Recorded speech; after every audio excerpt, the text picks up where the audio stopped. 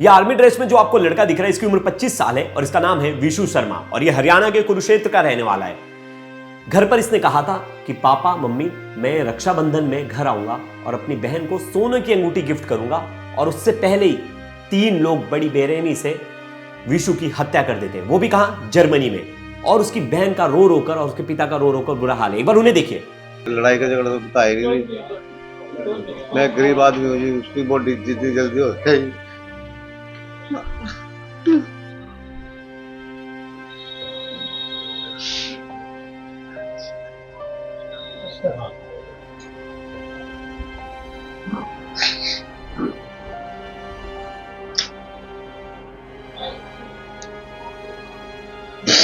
मेरे राखी तो पहले ही ऐसा हो गया। कल बात हुई थी आपकी? परसों हुई थी, कल कोई बात नहीं हुई। अच्छा। ये विशु की बहन थी और ये विशु के पिता थे। दोनों जन रो रो कर बुरा हाल है क्योंकि बेटे ने कहा था कि रक्षाबंधन पर घर आऊंगा। पिता ने अपनी पुश्तैनी जमीन बेच दी, 20 लाख रुपए इकट्ठा किए, बेटे को पैसा इकट्ठा कर कर पोर्तुगल भेजा। वहां से बेटा जर्मनी चला गया। उसने वहां फ्रांस में रहकर फ्रांस की आर्मी ज्वाइन कर ली। फ्रांस की आर्मी ज्वाइन करने के बाद 2025 में वो आ गया जर्मनी। जर्मनी में उसने डिलीवरी बॉय की जॉब शुरू की। फिर उसके अंडर और 10 लोग आ गए और वो टीम लीडर बन गया। सब कुछ अच्छा चल रहा था, लाइफ अच्छी चल रही थी, पैसा कमा रहा था। उसका सपना था कि जो 20 लाख रुपए उसने अपने पिता से लिए वो चुका दूं, वो जमीन वापस खरीद लूं और अपनी बहन की अच्छी जगह शादी कराऊं, उसके लिए भी कुछ अच्छा कर पाऊं। इसी बीच 3 अज्ञात लोग आते और विशु की हत्या करते। हत्या से पहले और हत्या के बाद उसका एक दोस्त फोन करता है, उसके बाद उसका नंबर बंद हो जाता है। वो फोन कर कर बताता है कि विशु की हत्या हो गई है। फिर घर वालों को कोई जानकारी नहीं थी। घर वाले कैसे कैसे कर कर पता चला कि उनका एक रिलेटिव वहां रहता है। उन्होंने उन्हें बोला कि एक बार जाकर चेक करो। वो वहां गए, देखे कि शव की बड़ी बुरी हालत है। उन्होंने देखा कि गर्दन पर और हाथ पर टैटू है। उस टैटू की फोटो भेजी, घर वालों ने बोला यही विशु है। फिर पता चला विशु की हत्या हो गई। लेकिन घर से दूर, इतने दूर जर्मनी में विशु का कौन दुश्मन था? कौन वो 3 लोग थे जिसने विशु की हत्या की?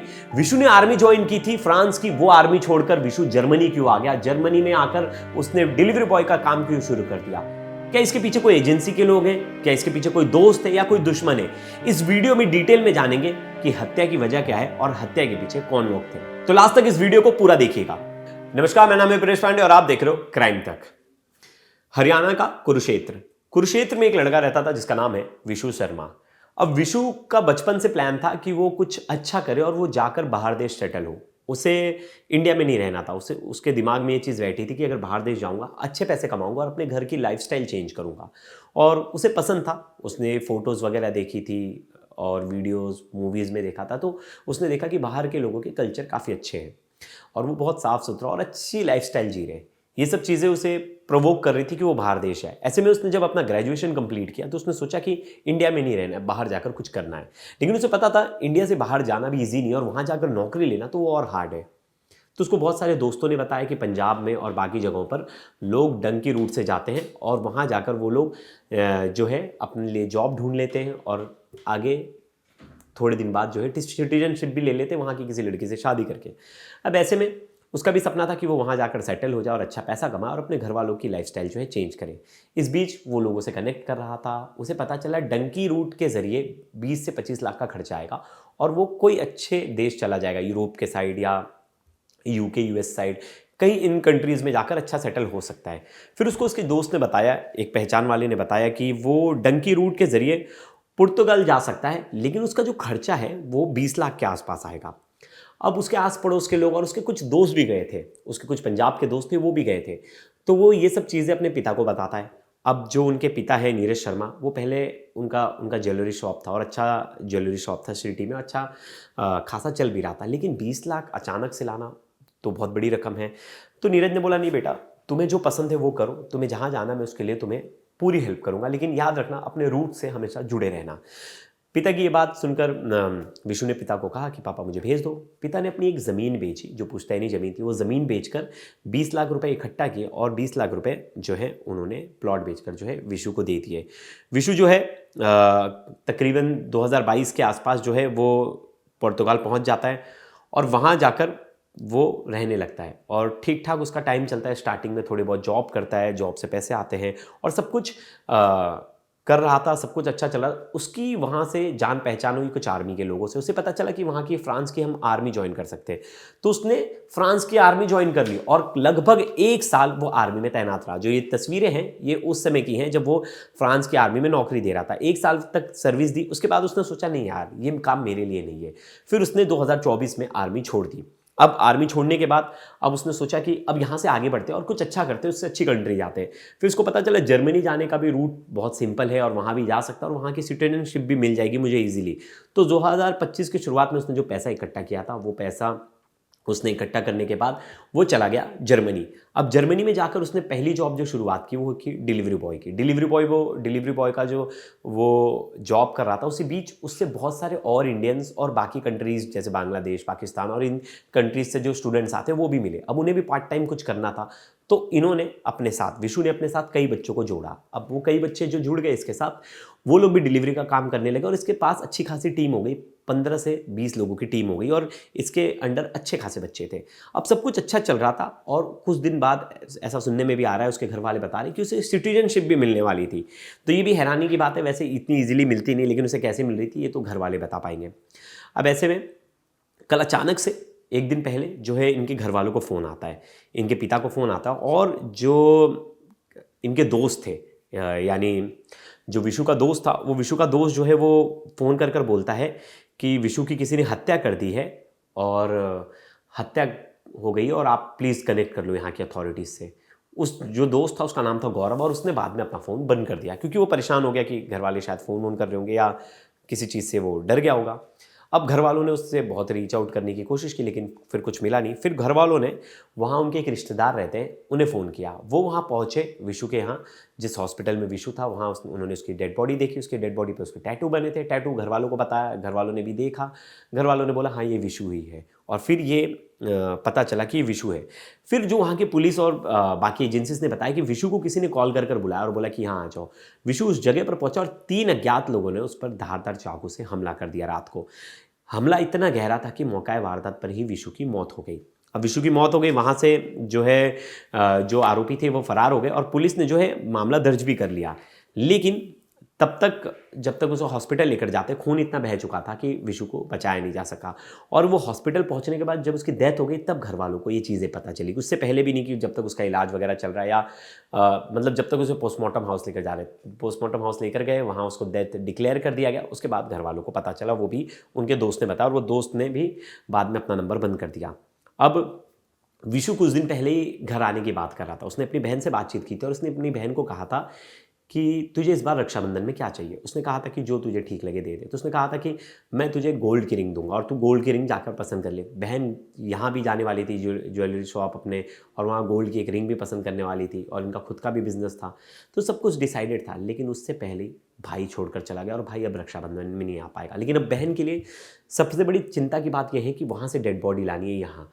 अब वहाँ से जो उसका शरीर है यहाँ आना है, उसके लिए भी जो बहुत सारी एजेंसीज है जिन्होंने 16 लाख खर्चा बचा दिया। अब घर वाले ये मांग कर रहे हैं कि सरकार कुछ मदद करते और मेरे बेटे की और जो उनकी मम्मी और जो उनकी बहन कह रही हैं कि उनकी डेड बॉडी आ जाए। एक बार पहले उनकी बहन को सुनते हैं। घर के सपने, घर की उम्मीदें और घर की जिम्मेदारियों को निभाने के लिए विशु पुर्तगाल गया, वहाँ से फ्रांस सेना में रहा और अब जर्मनी पहुंचकर वहाँ पर पिज़्ज़ा डिलीवरी का काम कर रहा था टीम के साथ मिलकर। उम्मीद यही थी कि घर वालों का अच्छा जीवन दे और एक अच्छा लाइफस्टाइल अपने परिवार को उपलब्ध करा सके। और अपनी बहन से उसका खास प्यार था। राखी आने वाली है, जिस तरह तो कुछ खास बातचीत अपनी बहन से, नोनी से की थी उन्होंने। नोनी हमारे साथ है, जिनकी बहन है विशु जी की। बेटा आपसे क्या बातचीत हुई थी भाई के, किस तरह कब बात?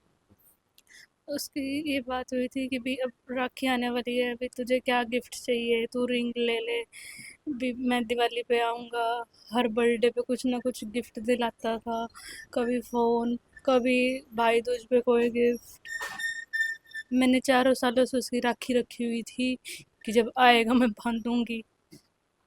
अब कभी नहीं आया, मार दिया किसी ने। इस बार क्या कहा था आपको? रिंग देने की बात की थी भाई ने आपको? राखी को? इस बार रिंग की बात हुई थी कि भाई डिज़ाइन अपनी पसंद कर लियो, कौन सी लेनी है, गोल्ड लेनी है, डायमंड लेनी है। पर अब तो कुछ भी नहीं। आपने सभी राखियाँ भाई की पिछली संभाल के रखी हैं? चारों राखी इकट्ठी अपने भाई से बंधवाओगी? मैं उसको चारों भी आएगा बांधूंगी, उसको चारों साल की रखी हुई है संभाल के, पर अब वो ऐसे ही रखी रहेंगी। सरकार से क्या चाहते हैं, क्या सपोर्ट चाहिए सरकार से आपको, अब क्या?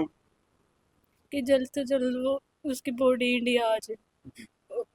फैमिली में बहुत प्रॉब्लम हो रही है उस बिना इसलिए। तो जो हत्यारे थे, जो अपराधी जो क्राइम किया था, उनके खिलाफ कार्रवाई की मांग तो?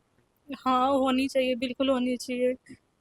वहीं उनके जो चाचा हैं वो पूर्व पार्षद रह चुके हैं, जिनका नाम है नितिन भारद्वाज। वो पिता का दर्द बता रहे कि कैसे जो है पिता परेशान है, अपने बेटे की डेड बॉडी देखना चाहते हैं, एक बार जो पूरा क्रियाक्रम है वो उनके घर पर हो, और वो चाहते हैं कि कैसे भी वो यहाँ आ जाए। लेकिन जो 16 लाख जो रकम बताई जा रही है वो बहुत ज़्यादा है, और घर वाले उससे थोड़े चिंतित हैं, और वो चाहते हैं कि कैसे भी यहाँ आ जाए। एक बार उनके चाचा को सुनते हैं। नितिन जी, एक परिवार की बड़ी जिम्मेदारी लेकर अपने कंधों पर उठाकर आपका भतीजा वहाँ गया था, अपना जर्मनी पहुंचा था, तो क्या लगता है सब कुछ खत्म हो गया आपको इस तरह, क्या कहेंगे? हमारा तो जो परिवार ही जुड़ गया किस्म का मेरे भाई का। हमने बड़े नाजों से उसको पढ़ा था और जर्मनी भेजा था उसको। रोज तकरीबन इनके पिताजी से, माता से रोज बात होती थी उनकी। मंगलवार सुबह हमारे पास फ़ोन आया तड़की 4 बजे, उसके एक दोस्त का भी ऐसे करके विशु की किसी ने हत्या कर दिया वहाँ पे चाकू मारकर, बुधवार सुबह। फिर हमारे को उस बात पे यकीन नहीं हुआ। फिर हमारे एक रिश्तेदार है वहाँ, हमने उससे कांटेक्ट किया, वो मौके पे गए। मौके पे जाके उसने वहाँ थाने में पता किया और शिनाख्त की कि वो हमारा ही बेटा था। तो हम ये चाहते हैं सरकार से भी और भारत सरकार से कि हमारे बेटे का शव जो है पार्थिव शरीर अब यहाँ कुरुक्षेत्र में लाया जाए, जिससे कि हम अपने रीति रिवाज के अनुसार उसका संस्कार वगैरह कर सकें। आर्थिक रूप से कम? वो आर्थिक रूप से परिवार बड़ा कमज़ोर है। एक पिताजी उसके प्राइवेट जॉब करते हैं, और अगर प्राइवेट एजेंसी से बात करते हैं तो 15 से 20 लाख रुपए तक का खर्चा बताते हैं। इनके पास बयान करने के लिए पैसे इतने हैं नहीं। तो हम सरकार से कहते हैं कि वो हमारा बेटे का शव हमें यहाँ ले आए, जिससे कि हम उसका संस्कार वगैरह कर सकें। अब परिवार का कहना है कि सीएम इसमें इंटरफेयर करे तो शायद शव जो है जल्दी आ जाए और इतनी रकम भी ना लगे, और वो मांग भी कर रहे हैं। उन्होंने सीएम तक मैसेज भी पहुंचाने की कोशिश की है। वहीं दूसरी तरफ जो है परिवार ये भी मांग कर रहा है कि मेरे बेटे को न्याय मिले और किन लोगों ने हत्या की है इसका पता चले। और देखिए, जर्मन पुलिस जो है ढूंढ भी रही है, और इसमें एफआईआर भी दर्ज हो चुका है, और पुलिस इन्वेस्टिगेट कर रही है। जल्द ही जो है आरोपियों का पता चलेगा। लेकिन वहाँ इनके घर से कोई है नहीं रेगुलर अपडेट लेने के लिए, और कोई शख्स अगर किसी दूसरे देश में उसकी हत्या हो जाती है तो बहुत लॉ एंड ऑर्डर का सिचुएशन जो है थोड़ा ख़राब हो जाता है। लेकिन वहाँ की गवर्नमेंट इसे सीरियसली लेती है, और वहाँ की पुलिस अथॉरिटी भी इसे सीरियस लेती है। लेकिन ऐसे अक्सर कई लड़ाई झगड़े के हमने वाक़या पहले भी सुन चुके हैं, और मोस्टली जो वहाँ बांग्लादेशी और जो पाकिस्तान से जो लोग वहाँ माइग्रेट होकर आए, वो लोग अक्सर हिंदुस्तानी लोग को देखकर जो है वहाँ एक द्वेष की भावना रखते हैं, और बहुत सारे ऐसे केस हमने पहले भी देख रखे हैं।